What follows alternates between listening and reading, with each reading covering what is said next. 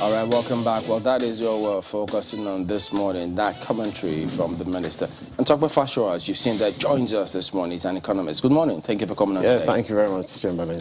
Well, that comment from the minister, one wonders how, to actually internalize it. And when he makes those statements, because several things seem to fly in the face of reason. The federal government approves those.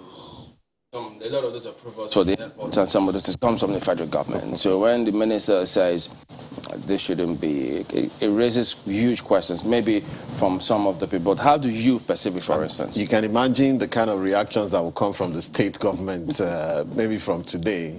And it's quite a sensational thing to say, really, to shift the entire blame back to the state government. In my own view, I think that the blame should be shared both ways. However, they're also too late in speaking. I mean, the government is rounding up. Now we're sharing blames about who did what, who did not do what. Because the federal government also has a big role to play in terms of eradicating rural poverty, if that's what it is. You can drive down policies from the center, and you can put the governors on their toes. You can even pitch the governors against the people and let them know while these things were going on, to say, listen, we want these guys to do this, they're not doing it, we've told them, and so on. And I started thinking about the examples of countries that have taken huge numbers of people out of poverty. Let's look at China, 800 million people in the last maybe 15 years or thereabout. Incredible. But what did they do? It's a combination of several factors, including bringing in the private sector to assist. And part of what they do, for example, is to even try to relocate people from very poor, disadvantaged areas, people living in floodplains, for example. You don't wait until every year the flood displaces them and destroys their farms and so on. Sometimes you have to drive it from the center and then also cooperate with the state. So in a place like China, what they do, the private sector moves in, they build these flats for these people, they move them from those huts and those kind of old buildings they're living in. They help them develop their farms and they make money from it. Why is that possible? I was in Morocco for about 10 days recently, and I saw that the same thing happened. Everybody in Morocco seems to live in a flat. It's incredible. And I saw areas where they were demolishing old buildings, old areas, demolishing and moving them into these flats. And I'm thinking, how were they able to convince their people that, there's a certain standard way you now must live? And of course, they're able to reduce poverty by a significant number. In a place like India, for example, which has taken about 300 million people out of poverty in the last 10 years. I remember, Prime Minister Narendra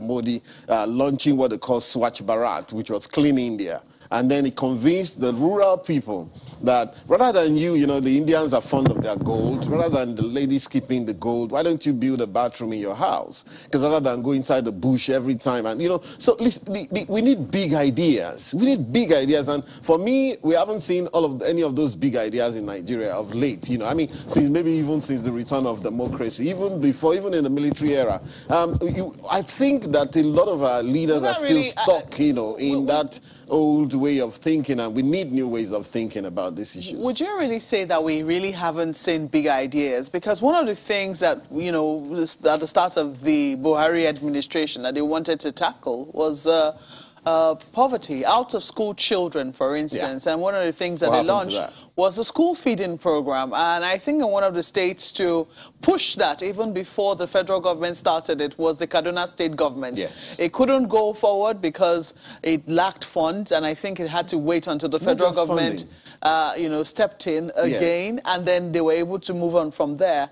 But until the federal government came with that idea, not a lot of states were thinking in that direction. A few were, as we've seen the example of Kaduna, but largely. So much as you might say that the minister's statement is sensational, wouldn't you say that there is plenty of truth in it, since most people, if not almost all of Nigeria, apart from those living in the FCT, live in the States? There's some truth in it, all right? But again, like I said, you're going to have a pushback from the states as well, because the federal government too didn't try as much as they should. We're talking about, even though, I'm a bit careful in believing statistics, including, statistics coming from the MBS. According to Benjamin Disraeli, as echoed by Mark Twain. There are three types of lies: lies, damn lies, and statistics. So be very careful the kind of stats you believe in. I'm wondering whether Nigeria, our entire population is even up to 130 million. You have elections every year, keenly contested elections at state level, you know, where you have 4 million people registering and you don't have more than 500,000 people voting, including rigging, including vote padding. At the federal level, 27 million people voting. You have about 90 plus million. So I'm just saying that be very careful. So while you have your issues with the 130 million people, this is what we have. But of course, it's coming from the MBS. So we probably have to believe it. But 130 million out of, let's say, 200 million, 70% of Nigerians being multidimensionally poor. That's the first thing to interrogate. And what is that? What does that mean? Multidimensional poverty actually talks about not just food hunger, but the fact that you don't have access to hospitals, to schools, and so on. You mentioned the 20 million, you mentioned the children out of school, which UNESCO recently brought out 20 million for Nigeria, the highest numbers in the world. Would you say that, just feeding them was the big idea? That wasn't a big idea, because, of course, it was maybe different from what we've always done. But then again, it failed. You know why it failed? Feeding them in the schools. Just a second. It wasn't a very robust idea. Because what they found out in Kaduna was that children just went there to eat, and once they found something to eat, they were gone. So the point was that if you're going to have that idea, did you have ideas of keeping them in schools? How many new schools were we building? In fact, in Kaduna, what they found was that, those children, when they come in, they jam-pack the classes. And, of course, the teachers couldn't teach. In fact, of course, Kaduna is one of the more forward-looking states. Of course, that was when Rufai did a review of the teachers, sacked quite a number of them. People say, why did and then, of course, he employed them back and so on, other ones back and so on. But did it catch on in the entire country? It did not. It was a joke. I mean, in 2019, I was running for an election. I was in the north. I was in Katsina State. I was in Sokoto State and Zamfara State. And I went into a certain classroom and found out that there were these children who just came in with bowl in hand. There was no teacher in that school. And, of course, they came in bowl in hand to take their mothers had sent them, go to that place, collect the food for today. And you could see them how unkempt they were. Some of them looked like they hadn't had their bath in 2 weeks or more. You know what I'm saying? So it was just about the food. That's not a big idea. We need a big idea. A big idea around 20 million would involve how many teachers are we taking on? And how are we going to keep them? And how are we going to ensure that they come to school? The Empower idea, for example, was meant to also address that. And they employed quite a number of teachers.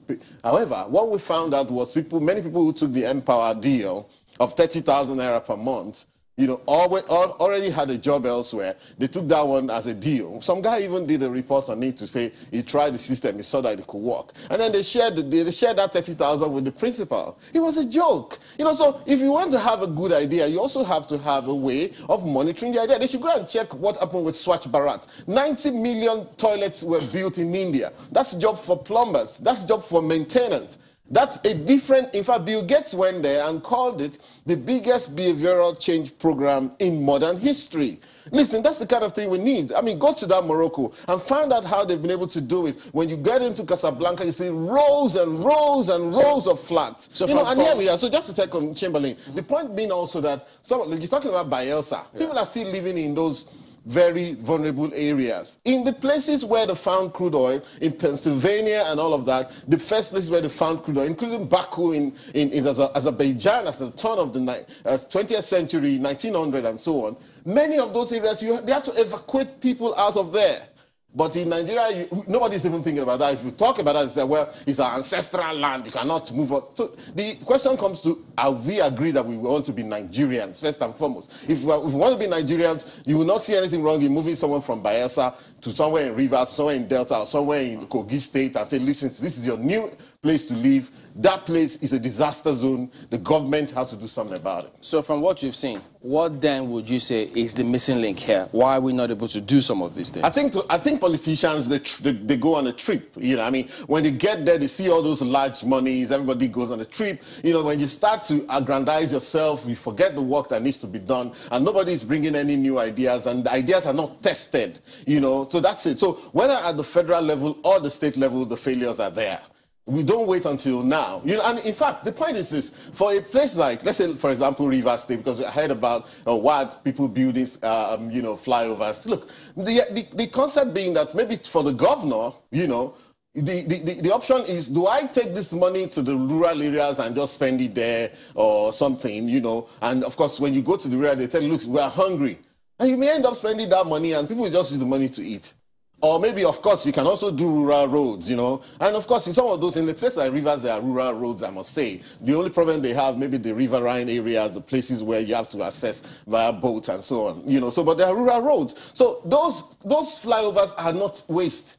If you ask me, they're not waste. They're probably opening up. I think Wike may end up opening up Port Harcourt more than any other government, any other governor has done in history. You know, so you cannot call it waste. Of course, the issue then, of course, things like what's it called, airports, you know. I mean, in Ekiti now, they've built their own airport. Osun is building his own airport. Kebbi has built his own airport. Gombe has his own airport. And, of course, part of what's driving that is insecurity, the fact that these people don't want to go by road. And so why don't we have somewhere we can just fly into and all of that, you know, which is also a national question, which is also something that is in the purview of the federal government, of course, and of the states as well.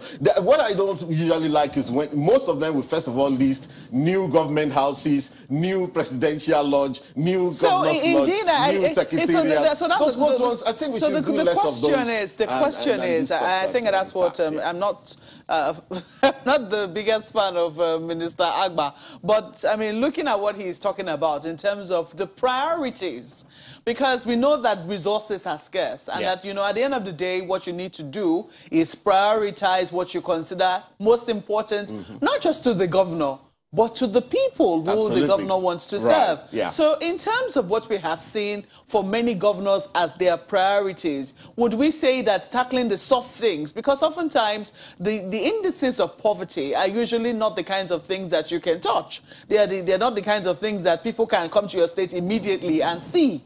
They are the things that people will feel and then take time before you can actually see the results. And a lot of governors do not seem to want to spend efforts in that particular regard. So would you say that from what we have seen, governors are prioritizing absolutely rightly? Not. You know? Absolutely not. They aren't. But equally, I'm challenging even the federal government that they themselves are not driving the vision. I mean, first of all, an overarching vision, okay? To say, listen, if India takes out 300 million, 500 million people, China, 800 million people, are the guys doing it? All those guys in North Africa, Egypt, you know, in Morocco that I mentioned and so on. If these guys can do this, what should we do? Well, let me consider. And given the fact, just a second, given the fact that we also have to consider our own social psychology, say, how do our own people think? How will they react? You know, when you go to something, they say, listen, now this one we go chop, now road we go chop. Now he's talking about rural roads, you know, to evacuate, you know, but let me also put it this way.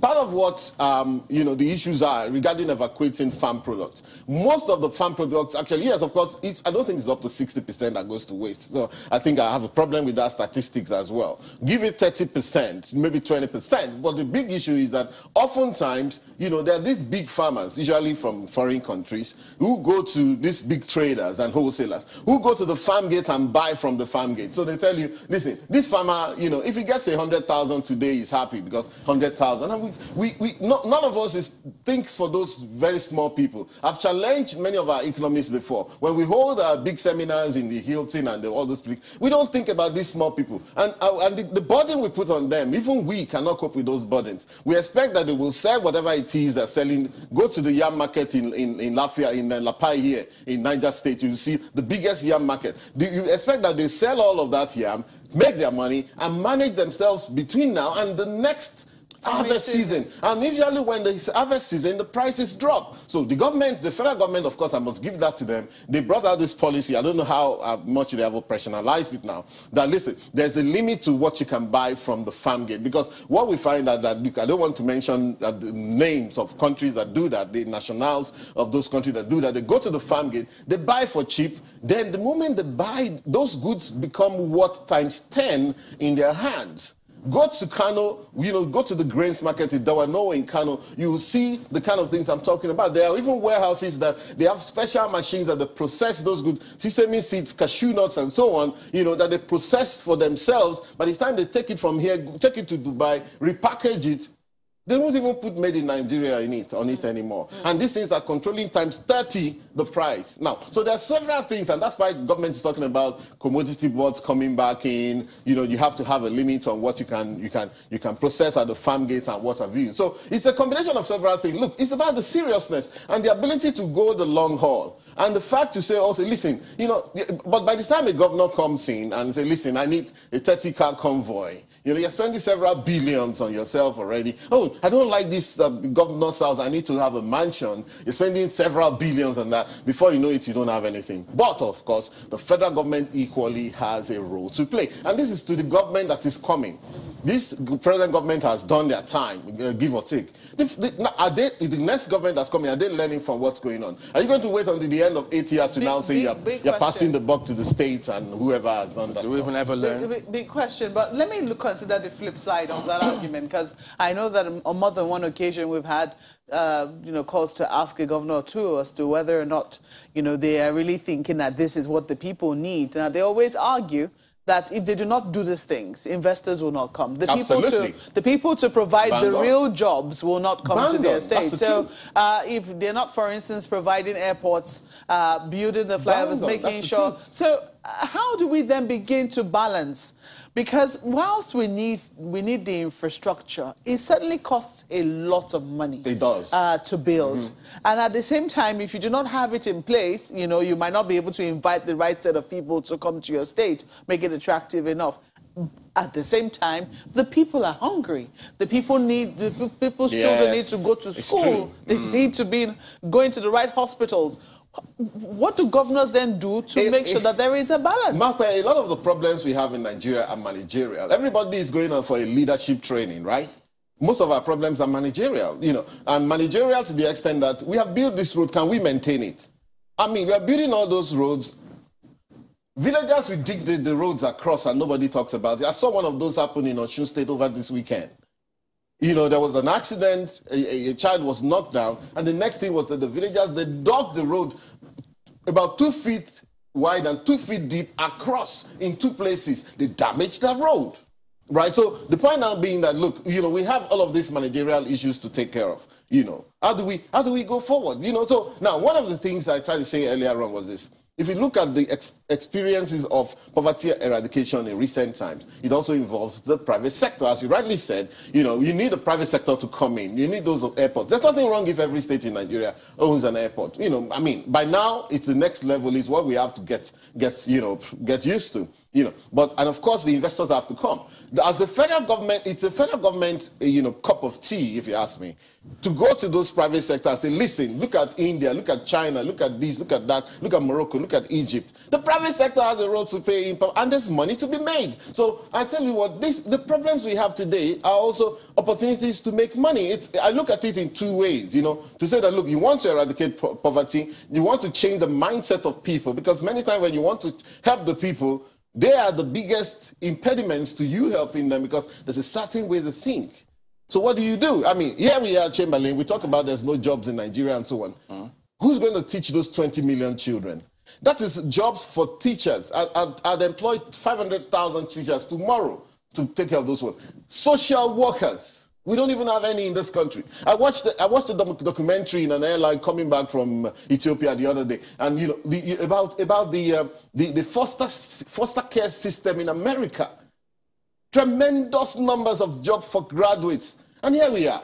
You know, so listen, I think that, you know, we put all of these things out there. You know, I hope they learn. You know, I'm writing an article now about the experiences and, you know, examples you can get from Chinese eradication of poverty. It's called a targeted poverty eradication program. It's an all-encompassing thing. You need proper policies that can go the long haul, and I think it can be doable in Nigeria. Kaide, go ahead. Thanks, Chamberlain. I'd just like to backtrack a bit, maybe, because I'm quite excited at the potential of this conversation if it is handled well at the appropriate levels. And, you know, during that, you know, briefing yesterday, this comment from a minister came from a question which was asking that what is he and the Minister of Finance, Budget and National Planning, what are they doing to end hardship or to take care of the hardship in the country? And then he retorted by saying, well, that presupposes that we are responsible for hardship. And he went on to now break it down. And I'd like you to maybe, if you can, break it down for people listening, the 133 million Nigerians or more or less, depending on what we get eventually when we carry out our census.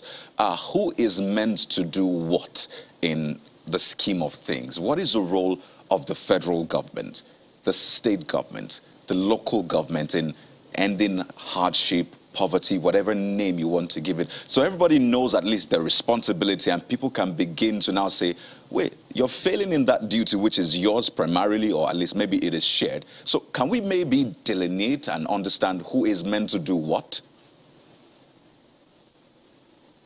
Well, essentially, you know, like, first of all, to know that our state governments have emasculated the local government, you know, so to speak. The state, so, I mean, and of course, there's this huge argument about what's called, you know, true federalism, which is a mythical construct. It doesn't exist. You know, your federalism is whatever it is you make of it. You know, well, you know. So, but what that said, the truth is that most of the land, if we don't want, see, I think that one thing I want to come against first and foremost is this idea that Nigeria is an agricultural economy. Even if it is, it doesn't have to remain that way. You know, I mean, listen, we talk about countries like Holland, even though the Netherlands, you know, they do about $150 billion worth of agri-export, even though, of course, most of it is transit processing and what have you. But they've shown the world that, look, you can do so much within a small space. You know, so here we are, 923,000 square kilometers, and here we are, we're still talking about rural, you know, rural agriculture and so on. How are we helping even those people to get better yields from their crops and what have you? Those are some of the issues. Now, the federal government does not own the land. The state governors control all of the land. And so if you want to even talk about the agriculture, the biggest issue we have right now is that we have only used 30%, 35% of our arable land. You know, how can we get this to about 60%, 70%?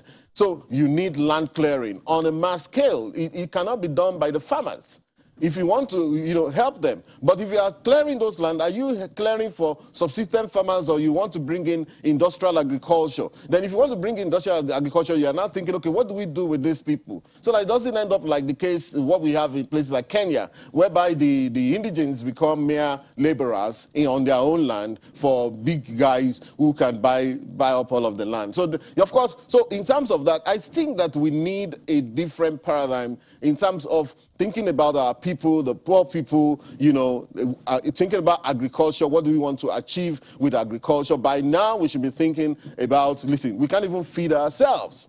And so we need big ideas that will distort all of those spaces, and that's it. And of course, in distorting, you know, you're going to have some unintended consequences. How do you manage those consequences? You know, so the federal government is responsible. You see, my own idea of federal government is a policy think tank. The federal government is supposed to be thinking in terms of policies and strategies that can transform the entire countries. The states can operationalize it at their own level. Okay, Mr. Faso, these two governments must see themselves. They must see themselves. They must come. They must have round tables consistently and very frequently to chart a course. Well, I mean, we have the National Economic Council. There are other, I mean, fora where they always meet. But I know clearly we can answer that question in 3 minutes. But I'd like to take you back to a point which you have made consistently. We're due for a break in about 2 minutes. And it's about these big ideas. And, I mean, Marquez said it, we've had big ideas. We've had the NESP, the NDP. In fact, in 2019, the government came out and said, we're lifting 100 million people out of poverty. If that's not a big idea, I wonder what could be. So, I mean, we're not bereft of big ideas. And perhaps you have mentioned... It wasn't operationalized, yeah. So the question now is this. Is it fair then? Because when the government was saying, we'll lift 100 million people out of poverty in 10 years, I don't remember there was any specific role for maybe state and local government. So do you think maybe this is what the government came to realize later and thought, wait a minute, we need the buy-in maybe late in the day or what? Do you think it was always meant to be with state governments originally? It ought to be with state governments, even local governments, pitched against state government. You know, if you see that the state, because of course it is true what Clement Agba said, that many of the state governors, everybody is just in their state capital. In fact, many of them don't even stay in state capital. They live in Abuja. A number of the state governors live in Abuja. And they only visit their states once in a while. And when they visit their states, they go to the state capital. How many times have we seen state governors touring their states? Hardly. If they did, they would put it. They would make a huge, a lot of huge noise about it that they are touring their states. And why do you have to? This whole idea of even the president is touring the country, you have to announce and say, oh, the president is going to go on an official tour. A president should be visiting states routinely and randomly to put those state governors on their toes. And a state governor should be visiting all of the local governments routinely and randomly to ensure that things are going on. It is true that apart from the state, in many of our states, most of our states, if you are not connected to the state governor, or the state, whatever, the secretariat, forget it, nothing happens. Outside the state capitals, nothing happens in this country. And that's why we cannot operationalize any big idea. And I can't even remember, I don't think there's any big idea in this country. Saying that you want to take 100 million people out of poverty is mere wishful thinking. The point is, what are the hard things that you believe you have to do? And it has to be, something that you can sell to someone under 2 minutes to say, this is what we want to do. It's going to be difficult and tough. And once you say you want to do those things, that's going to jar people out of their reverie. You also have to be ready to go the long haul in ensuring that you stay on course. I think we can push this further. I mean, I'm told that we have some more time on this. It's a very important topic, and Nigerians really, really want to know how things can be better for them, at least during this administration and the one coming as well. But, I mean, China, as you said, lifted hundreds of millions out of poverty. So maybe lifting 100 million out of poverty for Nigeria is not wishful thinking, but I mean, as we've said, the operationalization of it. And even in that report, that MPI report, it was said there that, COVID-19 affected the government's plan of lifting at least 10 million out of poverty on a yearly basis. And essentially, the MPI was meant to help us now understand what to do with this. I know you have your challenges with statistics. I don't know if you particularly have a challenge with this one, the results, the way it was carried out. I don't know which one you have an issue with it, but I think it presents us with an opportunity to know where the challenge is and know what to do. The minister has given his perspective. We're waiting for the state governors to hear what they will say. But what do you expect them to be doing now? I mean, you've talked about the big ideas, but maybe let's break it down. If you were in the position of maybe governors or the president or someone who can make decision, what will be your first move, looking at the MPI, weighing it against the minister's statement and all of that? What will be your next line of action, Mr. Fasua? Well, again, unfortunately for them, they have very little time. But, there's still a lot that can be done. But it has to do with the way people think, the way those in leadership positions think. Like I said earlier on, most of our problems are basically managerial. Management by walking about, How many of them are even visiting all of those places? If they were and they had a heart, and they could see things clearly for the way they are, a lot to be done because a lot of actions to be taken on the spot. When you get to those places where there's a lot of poverty and so on, However, of course, I do have an issue with the statistics. 133 million people out of maybe 200 million people sounds very sensational. I mean, we live here in Abuja where there are more than 500,000 houses, mansions that are vacant in this town. Who owns those monies? And who owns those houses? How did they build them? How easy is it to build a house in the first place?